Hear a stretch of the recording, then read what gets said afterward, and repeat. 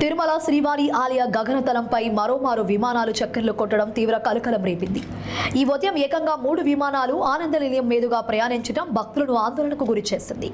తిరుమల ఆగమ శాస్త్ర నియమాల ప్రకారం ఆలయంపై విమానాలు ప్రయాణించడం నిషిద్ధం. అయినప్పటికీ ఇలాంటి ఘటనలు పునరావృతం కావడంపై భక్తులు ఆగ్రహం వ్యక్తం చేస్తున్నారు. కాగా నిన్న ఉదయం కూడా ఓ విమానం స్వామివారి ఆలయం మీదుగా వెళ్లినట్లు సమాచారం. ఈ ఘటనపై టీటీడీ భద్రతా విభాగం అధికారులు ఆరా తీస్తున్నారు. తరచూ జరుగుతున్న ఈ ఉల్లంఘనల దృష్ట్యా తిరుమల క్షేత్రాన్ని పూర్తి స్థాయి నో ఫై జోన్గా ప్రకటించి పటిష్టమైన భద్రతా చర్యలు చేపట్టాలని భక్తులు కోరుతున్నారు.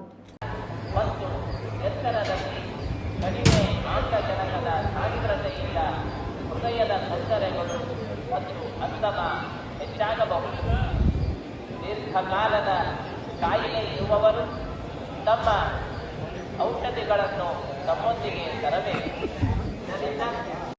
ಮತ್ತು ಎತ್ತರದಲ್ಲಿ ಕಡಿಮೆ ಆಮ್ಲಜನಕದ ಸಾಂದ್ರತೆಯಿಂದ ಹೃದಯದ ತೊಂದರೆಗಳು ಮತ್ತು ಅಂತಮ ಹೆಚ್ಚಾಗಬಹುದು.